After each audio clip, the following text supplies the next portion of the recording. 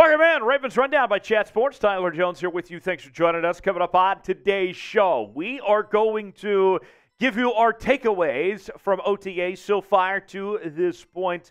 We'll tell you everything you need to know throughout the first few days of what's gone on at the practice facility, coming up in just a few moments from right now. Before we do, folks, get this. We are just 108 days away from kickoff, from the start of the 2023 season for your Baltimore Ravens. And so, if you are ready for Ravens football to come back, here's what I need you to do. I need you to smash that like button if you're ready for the season to start. You'll be here before we know it. Just 108 days away from kickoff. We'll have you covered here on the channel. Hit that like button if you're ready to get this season underway.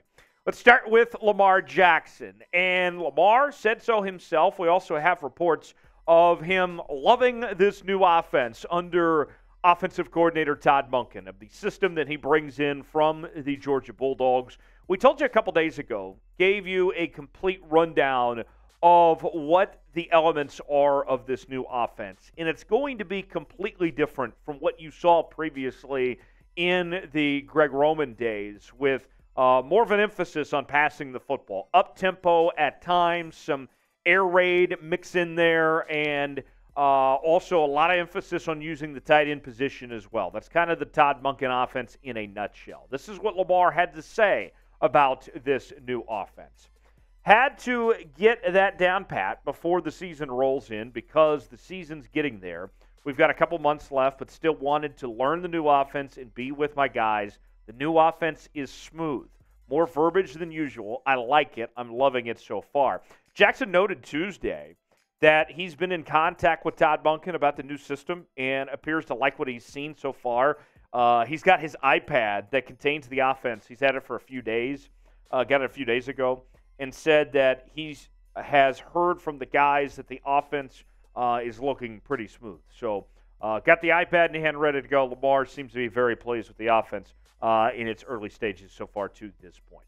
So that's that with Lamar. Let's get you to Rashod Bateman now, as he has made his return, as he is fully healthy, ready to go, and he's back on the practice field. And you look at the Ravens receiving core of what they've done, of using that first-round pick on Zay Flowers, giving all the money to Odell Beckham Jr., as well as Nelson Aguilar. This team has really invested in the receiver position. Rashod Bateman, before all this, would have been the de facto number one wide receiver. Now he comes in to a competition where he's competing with OBJ and Zay Flowers for who's going to get those top amount of targets. And you look at Rashod Bateman, the former first-round pick, has played in just 6 games in 2022, ended the season on injured reserve with that Liz Frank foot injury that ultimately required surgery, but he's fully healthy and good to go. The thing that stands out about Rashod Bateman that I think you're going to see him bring to the table, which should get him targets in this offense and still be a quality weapon to use, is the deep threat ability. His yards per catch last year, 19 yards per reception. That's one of the highest numbers in the entire National Football League, as he had 15 catches for 285 yards and 2 touchdowns. Look for him to be an effective deep threat for Lamar Jackson as far as that goes. Will Rashod Bateman have a breakout year in 2023? We know he's back on the field. We know he's healthy and good to go. What do you think? Is this the year that Rashod Bateman stays healthy throughout the season and really just tears it up and is a Pro Bowl caliber player? This is our pin comment today. You might get an ad break, if so, take advantage of it. Get your votes in. Tell me what you think one way or the other. Y for yes, in for no. Will Rashod Bateman have a breakout year or not? So next up, let's go to the defensive side of the ball. That's where we find David Ojabo. And Ojabo, the former star from the University of Michigan, was a rookie last year. Did not see him a whole lot in 2022 as he was recovering from the injury that he suffered in the offseason last year before he got drafted, which ultimately was the big reason why he slipped to the second round and was available for the Ravens to draft him. But from reports, all indications point to that he is in a good spot right now. Ryan Mink from BaltimoreRavens.com had this to say. David Ojabo is having a blast. He's visibly in a good place physically, and mentally after sitting out almost all of his rookie season. Ojabo started 11-on-11 work with a strong stop on an outside run by Justice Hill, which is not something Ojabo is known for, but is working hard to improve. Later in practice, he flashed a nimble inside spin move to win for what would have been a sack or at least a QB hit. So not only is David Ojabo performing well on the football field, but the attitude and everything is all there too. So it's good to see David Ojabo already off to a strong start to OTAs at this point for what he's shown here. Now, after Ojabo, let's go back to the offensive side of the ball. And so far, we've talked pretty positive, right, when it comes to this team. Here's a negative with this Ravens group right now, and it's the lack of availability in the backfield. You look at this Ravens team, what they bring in this running back room in 2023. Obviously, you have J.K. Dobbins back, Gus Edwards, Justice Hill, Patrick Ricard and company. And for the last several seasons, it's been an ongoing theme for this Ravens team of guys not being healthy and not being available at that running back position. And here we are in OTAs, and we're already talking about some limitations. Here's more from PressBox Online. Of the backs expected to stick on the 53-man roster, only Justice Hill was in uniform. J.K. Dobbins was not at the workout, and Gus Edwards and Pro Bowl fullback Patrick Ricard watched from the sidelines out of uniform. Edwards did do some conditioning work on a side field. So not around. I think it's still a possibility that the Ravens could evaluate their options and bring in another running back potentially to add to this running back room, especially if an injury or something happens like we've seen the last couple of years. Don't rule out that possibility. We'll see what they do as far as the running back position goes. J.K. Dobbins, the favorite to be the number one running back in Baltimore, but obviously we've seen flashes from Gus Edwards at times. Who's going to be the RB1 for this Baltimore Ravens team? Is it going to be J.K. Dobbins, or is Gus Edwards going to take that away from him here in camp? What say you? Let me know in the comments section. Type J.K. for J.K. Dobbins. Type Gus for Gus Edwards, and tell me what you think, how this is going to go one way or the other. J.K. for J.K. Dobbins, Gus for Gus Edwards. Let me know.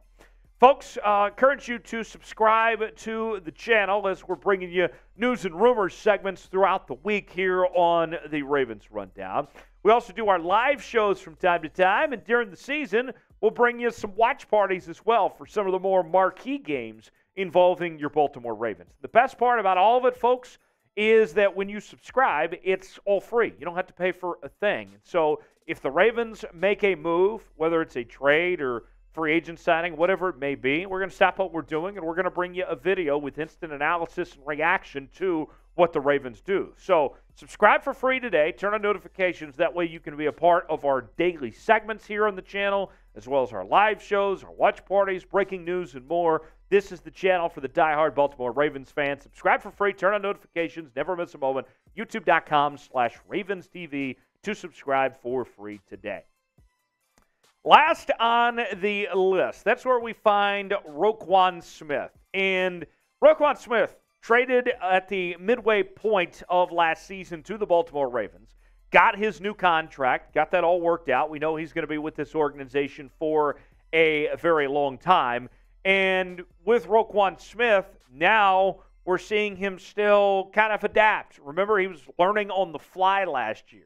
Now, as he enters 2023, as he gets fully ingrained in this, he's looking the part. He's looking like what we think of the Ravens greats of yesteryear, right? I mean, you look at this team and their identity defensively, and in particular that linebacker position over the years, Roquan Smith fits exactly what the Ravens are looking for and what their identity has been as an organization, and that's continued so far in OTAs. More from PressBox Online.